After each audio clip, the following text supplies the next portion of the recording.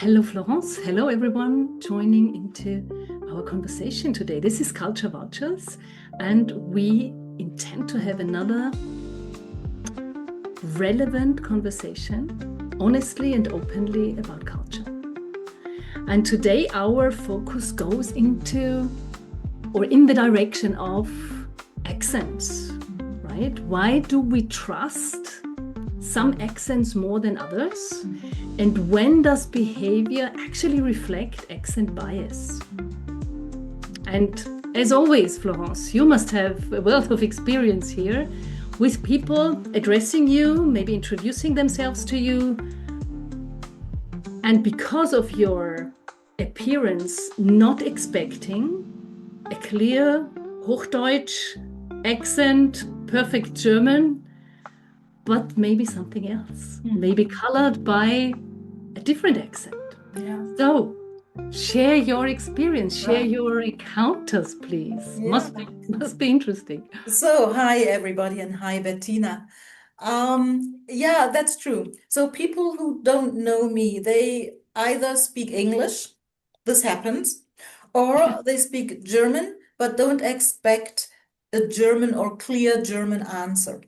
And when I then answer, and you just said it in clear Hochdeutsch, yeah, which is the, I don't know, central German way of speaking, then some people are astonished. So only people who don't know me, of course. People who know me, they know that I can speak the German language perfectly, and it's my mother tongue.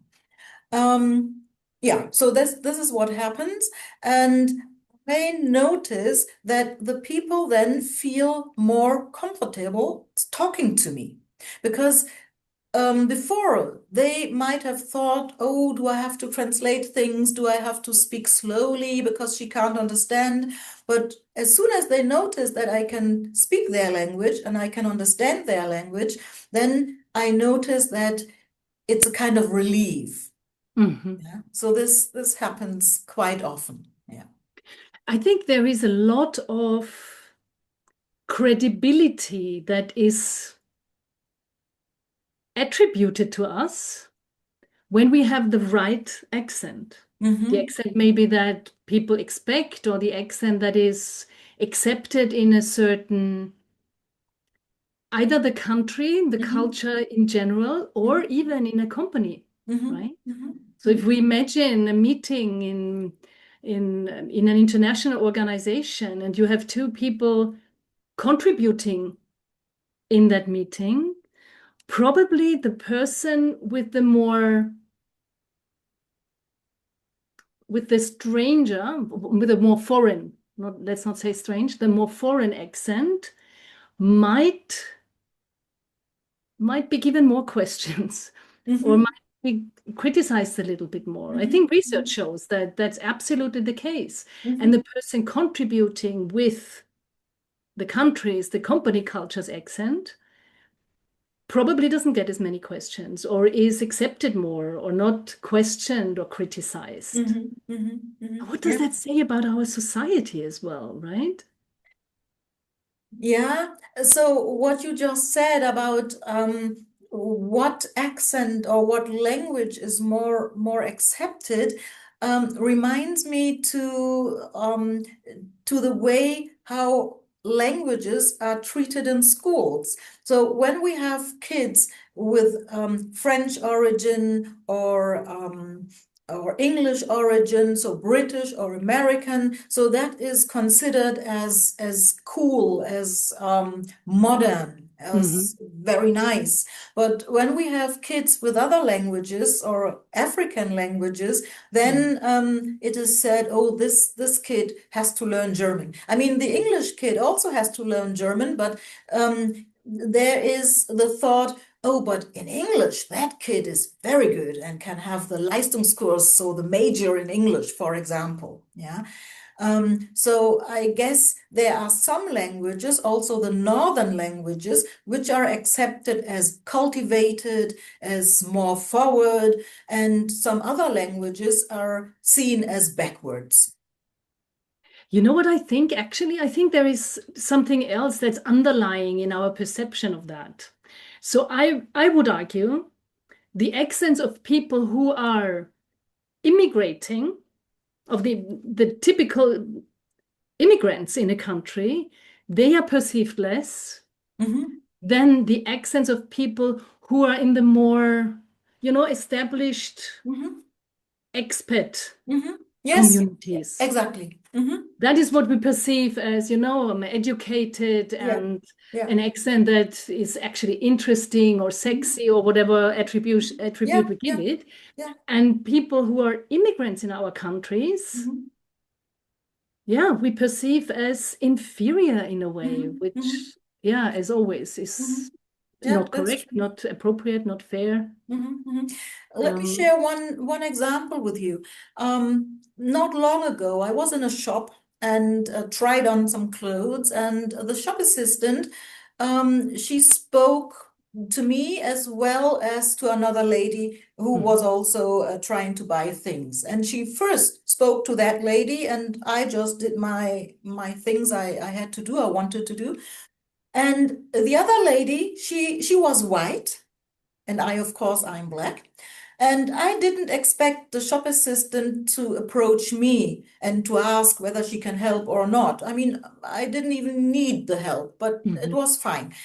And the other lady who was white, she had another background and she spoke German really in, let me say, in a low standard. So you could hardly understand mhm, what she said in mhm, German.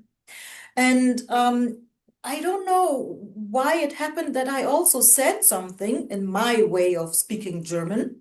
And the shop assistant, she came slowly towards me and left the other lady.